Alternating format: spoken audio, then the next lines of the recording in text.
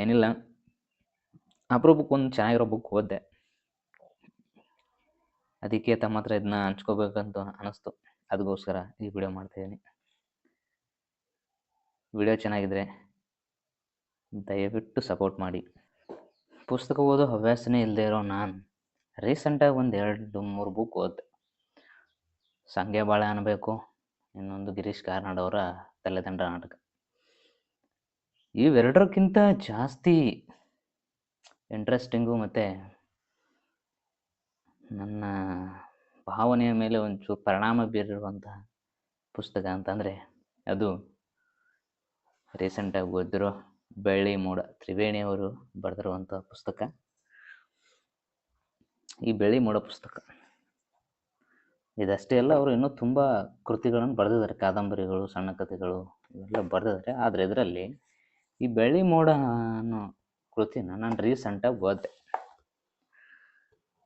ಈ ಬುಕ್ಕು ನಂದಲ್ಲ, ನಮ್ಮ ಫ್ರೆಂಡು ನಂದನ್ ಅಂತ, ಅವನಿಗೆ ಪುಸ್ತಕ ಓದೋ ಹವ್ಯಾಸ ಜಾಸ್ತಿ. ಹೀಗೆ ಸುಮ್ಮನೆ ಹಾಸ್ಟೆಲಲ್ಲಿ ಏನು ಖಾಲಿ ಕೂರೋದು, ಟೈಮ್ ಇದ್ದಾಗ ಒಂಚೂರು ಓದಿದ್ರೆ ಆಯಿತು ಅಂತ ಸುಮ್ಮನೆ ಟೈಮ್ ಪಾಸಿಗಂತ ಇಸ್ಕೊಂಡಿರೋ ಬುಕ್. ಆದರೆ ಓದ್ತಾ ಓದ್ತಾ ಪೂರ್ತಿ ಇಂಟ್ರೆಸ್ಟಿಂಗ್ ಆಗಿರೋ ಕತೆ. ಈ ಮೋಹನ್ ಎಂಬಂತಹ ವ್ಯಕ್ತಿ ಇಂದಿರಾಳ ತಂದೆಯಿಂದ ಸಹಾಯ ಪಡೆದುಕೊಂಡು ಅಮೇರಿಕಕ್ಕೆ ಹೋಗಿ ವಿದ್ಯಾಭ್ಯಾಸ ಮಾಡಿ ಪುನಃ ಬಂದು ಅವಳನ್ನು ಮದುವೆ ಆಗ್ತೀನಿ ಅಂತ ಹೇಳಿ 2 ವರ್ಷ ಆದಮೇಲೆ ಮದುವೆ ಆದ್ರಾಯ್ತು ಅಂತ ಹೋಗ್ತಾನೆ. ಹೋಗಿ ಆತ ಚೆನ್ನಾಗಿ ವಿದ್ಯಾಭ್ಯಾಸ ಮಾಡ್ತಾನೆ, ಅವನು ಬರ್ತಾನೆ, ಮದುವೆ ಆಗ್ತಾನೆ ಅಂತೇನೇನೋ ಕನಸು ಕಟ್ಕೊಂಡಿದ್ದ ಇಂದಿರಾಗೆ ಅವನು ಅಮೇರಿಕದಿಂದ ಬಂದಮೇಲೆ ಒಂದು ಶಾಕ್ ಆಗಿರುತ್ತೆ. ಇಂದಿರಾಳನ್ನ ಮದುವೆ ಆಗ್ಲಿಕ್ಕೆ ಅವನಿಗೆ ಇಷ್ಟ ಇರಲ್ಲ. ಅದಕ್ಕೆ ರೀಸನ್ ಏನಪ್ಪ ಅಂದರೆ, ಇಂದಿರಾಳ ತಾಯಿ ಲಲಿತಮ್ಮ ಅಂತ, ಅವ್ರಿಗೆ ಇಂದಿರಾ ಜನಿಸಿದ ಸುಮಾರು ವರ್ಷಗಳ ನಂತರ ಗರ್ಭಿಣಿಯಾಗಿ ಒಂದು ಮಗುವಿಗೆ ಜನ್ಮ ಕೊಡ್ತಾರೆ, ಗಿರಿರಾಜ್ ಅಂತ. ಅವನು ಹುಟ್ಟಿದ್ದಕ್ಕೋಸ್ಕರ ಅವನಿಗೆ ಬೇಜಾರಾಗಿ ಅವಳನ್ನು ಮದುವೆ ಆಗಲಿಕ್ಕೆ ನಿರಾಕರಿಸ್ತಾನೆ ಮೋಹನ್. ಯಾಕೆ ಅಂತಂದರೆ ಮೋಹನನ ಆಸೆ ಪಟ್ಟಿದ್ದು ಇಂದಿರಾನಲ್ಲ, ಇಂದಿರಾಳ ಆಸ್ತಿಯನ್ನು. ಈಗ ಗಿರಿರಾಜ ಹುಟ್ಟಿದ ಮೇಲೆ ಎಲ್ಲ ಆಸ್ತಿ ಅವನಿಗೆ ಸೇರುತ್ತೆ ಅಂತ ಗೊತ್ತಾದಾಗ ಅವನು ಒಂಚೂರು ನಿರಾಶಿತನಾಗ್ತಾನೆ. ಇದರಿಂದ ಅವಳನ್ನು ಮದುವೆ ಆಗೋಕ್ಕೆ ಒಪ್ಕೊಳ್ಳಲ್ಲ ಮೋಹನ. ಆದರೂ ಇಂದಿರಾ ಇದಕ್ಕೆ ಯಾವುದಕ್ಕೂ ಬೇಜಾರು ಮಾಡ್ಕೊಳ್ಳದೆ, ನಾನು ನಿನ್ನ ಮದುವೆ ಆಗೋಕ್ಕೆ ಇಷ್ಟ ಇಲ್ಲ ಅಂತಂದ್ರೂ ಅವನ ಮೇಲೆ ಯಾವುದೇ ರೀತಿ ರೇಗದೆ, ಕೋಪ ಮಾಡ್ಕೊಳ್ದೇನೆ ಆ ವಿಷಯವನ್ನು ಸಾಧಾರಣ ವಿಷಯವನ್ನ ತಗೊಳ್ತಾಳೆ. ಅವನಿಗೋಸ್ಕರ 2 ವರ್ಷಗಳಿಂದ ಕಾದಿದ್ದ ಇಂದಿರಾಳ ಈ ನಿರ್ಧಾರ ಮೋಹನನಿಗೆ ಒಂಚೂರು ವಿಚಿತ್ರ ಅನಿಸಿದ್ರು ಕೂಡ ಅವಳ ಸ್ವಭಾವನೇ ಆಗಿತ್ತು. ಈ ವಿಷಯವನ್ನು ತಿಳಿಸ್ಬೇಕು ಅಂತ ಮೋಹನ ಅವಳನ್ನು ತೋಟದ ಕಡೆ ಕರ್ಕೊಂಡು ಹೋಗಿ ಒಂದು ಹರಿಯುವ ಜರಿಯ ಪಕ್ಕದಲ್ಲಿ ಕೂತ್ಕೊಂಡು ಹೇಳ್ತಾನೆ, ನನಗೆ ನಿನ್ನ ಮದುವೆ ಆಗಕ್ಕೆ ಇಷ್ಟ ಇಲ್ಲ ಅಂತ. ಅದಕ್ಕೆ ಯಾವುದೇ ರೀತಿ ರಿಯಾಕ್ಟ್ ಮಾಡದಂತಹ ಇಂದಿರಾ ಹೊತ್ತಾಯ್ತು, ಇನ್ನೇನು ಮಾತನಾಡೋದು ನಡಿ ಅಂತ ಎದ್ದು ಮುಂದೆ ಕೋಪದಿಂದ ಹೋಗ್ತಿರ್ಬೇಕಾದ್ರೆ ಮೋಹನ ಹಿಂದೆಯಿಂದ ಬರ್ತಿರ್ಬೇಕಾದ್ರೆ ಒಂದು ಹಳ್ಳಕ್ಕೆ ಕುಳ್ಳು ಬಿದ್ದೋಗ್ತಾನೆ.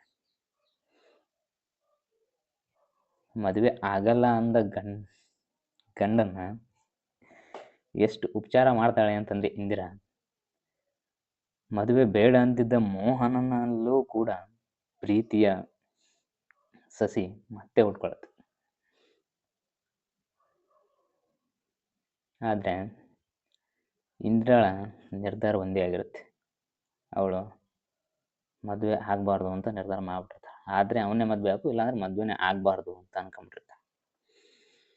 ಇದರಿಂದ ರಾಯರು, ಸದಾಶಿವರಾಯರು ಅವ್ರ ತಂದೆಯವರಿಗೆ ಒಂಚೂರು ಗಾಬರಿ ಆಗುತ್ತೆ. ಯಾಕೆ ಅಂತಂದರೆ ಈ ರೀತಿ ಮದುವೆ ವಿಷಯವರೆಗೂ ಬಂದಂಥ ಹೆಣ್ಣನ್ನು ಯಾರು ಮದುವೆ ಆಗ್ತಾರೆ ಅಂತ. ಆದರೆ ಇಂದಿರಾಳಿಗೆ ಅದು ಯಾವುದೇ ರೀತಿ ಮನೋಭಾವನೆ ಇರಲ್ಲ. ಯಾಕೆ ಅಂತಂದರೆ ಇದನ್ನೆಲ್ಲ ಒಪ್ಕೊಳ್ಳೋ ಒಂದು ಗಂಡು ಸಿಗ್ತಾನೇನೋ ಅನ್ನೋ ಭರವಸೆಯಲ್ಲಿ ಇರ್ತಾಳೆ ಅಷ್ಟೇ. ಕೊನೆ ತಂದೆಗೆ ಈ ವಿಷಯನ ತಿಳಿಸಿದಾಗ ತಂದೆ ಒಂಚೂರು ಗಾಬರಿ ಆದರೂ ಕೂಡ ಇಂದಿರಾಳ ಸಂತೋಷವೇ ಅವರಿಗೆ ತುಂಬ ಹೆಚ್ಚಾಗಿರುತ್ತೆ. ಅದಕ್ಕೆ ಕೊನೆ ಬಾರಿ ಮೋಹನನ ಮಾತಾಡಬೇಕು ಅಂತ ತೋಟದ ಕಡೆ ಕರ್ಕೊಂಡು ಹೋಗ್ತಾರೆ. ಆವಾಗ ಮೋಹನ ಹೇಳ್ತಾನೆ, ನಿನ್ನ ನಿರ್ಧಾರ ಬದಲಾಗೋದಿಲ್ವ ಅಂತ. ಆದರೆ ಇಂದ್ರಾಳ ಮನಸ್ಸು ಕಲ್ಲಾಗ್ಬಿಟ್ಟಿರುತ್ತೆ ಅಷ್ಟೊತ್ತಿಗೆ. ಏನೇನೋ ಕನಸು ಕಟ್ಕೊಂಡಿದ್ದ ಆಕೆ ಎಲ್ಲ ಕನಸನ್ನು ಚುನೂರು ಮಾಡ್ತಕ್ಕಂಥ ಮೋಹನ ಮತ್ತೆ ಅವಳನ್ನು ಮದುವೆ ಆಗುವ ಆಸೆಯಿಂದ ಕೇಳ್ತಾನೆ ಅವಳು, ನಿನ್ನ ನಿರ್ಧಾರ ಬದಲಾಗೋದಿಲ್ವೇನೋ ಅಂತ. ಅದಕ್ಕೆ ಮೋಹನಿಗೆ ಸಿಕ್ಕ ಉತ್ತರ ಆಗಲ್ಲ ಅಂತ.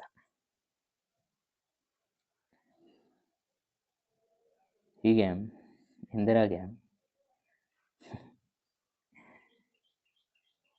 ತುಂಬ ಇಷ್ಟಪಟ್ಟಿದ್ದ ಮೋಹನನ ಕಡೆಯಿಂದ ಮೋಸ ಆದಾಗ ಅವಳು ತಿಳಿದ ವಿಷಯ ಏನಪ್ಪ ಅಂತಂದರೆ, ಅವನು ಆಸೆ ಪಟ್ಟಿದ್ದು ಅವಳ ಸಾಮಾನ್ಯ ಸೌಂದರ್ಯಕ್ಕಲ್ಲ, ಅವಳ ಆಸ್ತಿಗಾಗಿ ಅಂತ ಮೋಹನ ಕೊನೆಯದಾಗಿ ಹೇಳ್ತಾನೆ.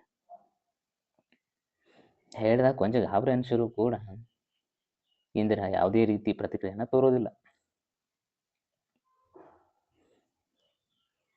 ಈ ರೀತಿ ಬೆಳ್ಳಿ ಮೋಡ ಎಂಬ ಪ್ರೇಮ ಕಥನ ಸ್ಯಾಡ್ ಎಂಡಿಂಗಲ್ಲಿ ಮುಗಿದೋಗುತ್ತೆ.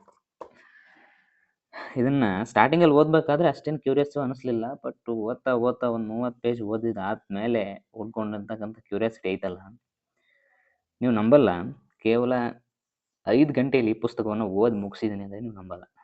ಯಾಕಂದರೆ ಅಷ್ಟು ಕ್ಯೂರಿಯಸ್ ಆಗಿರ್ತಕ್ಕಂಥ ಒಂದು ಲವ್ ಸ್ಟೋರಿ ಅಂತ ಹೇಳ್ಬೋದು.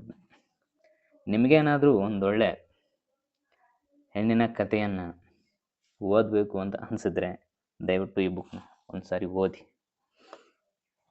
ಆವಾಗ ನಾನು ಹೇಳ್ತಿರೋದು ಏನು ಅಂತ ಪೂರ್ತಿಯಾಗಿ ಅರ್ಥ ಆಗುತ್ತೆ. ಇದು ಜಸ್ಟ್ ಒಂದು ಸಾರಾಂಶ ಅಂತನಲ್ಲ, ಸುಮ್ಮನೆ ಒಂದು ಮೇಲ್ಗಡೆ ಇದನ್ನ ಹೇಳಿರೋದು ನಾನು. ಇದರಲ್ಲಿ ಏನಿದೆ, ಮೋಹನ ಅಮೇರಿಕದಲ್ಲಿದ್ದ 2 ವರ್ಷ ಏನೇನಾಯಿತು ಇಂದ್ರಾಳ ಮನೆಯಲ್ಲಿ, ಅವನ ಮನಸ್ಸು ಯಾಕೆ ಚೇಂಜ್ ಆಯಿತು, ಅವನು ಬಿದ್ದಾಗ ಇಂದ್ರ ಯಾವ ರೀತಿ ಆತನ್ನ ಕೇರ್ ಮಾಡಿದ್ಲು, ಅದೆಲ್ಲ ತುಂಬ ಚೆನ್ನಾಗಿ ತ್ರಿವೇಣಿ ಅವರು ಇದರಲ್ಲಿ ಬರೆದಿದ್ದಾರೆ. ಅದನ್ನ ಒಂದು ಸಾರಿನಾದರೂ ಓದ್ರಿ. ಏನಿಲ್ಲ, ಅಪರೂಪಕ್ಕೆ ಒಂದು ಚೆನ್ನಾಗಿರೋ ಬುಕ್ ಓದಿದೆ, ಅದಕ್ಕೆ ತಮ್ಮ ಹತ್ರ ಇದನ್ನ ಹಂಚ್ಕೋಬೇಕಂತ ಅನ್ನಿಸ್ತು. ಅದಕ್ಕೋಸ್ಕರ ಈ ವಿಡಿಯೋ ಮಾಡ್ತಾಯಿದ್ದೀನಿ. ವಿಡಿಯೋ ಚೆನ್ನಾಗಿದ್ರೆ ದಯವಿಟ್ಟು ಸಪೋರ್ಟ್ ಮಾಡಿ. Thank you so much.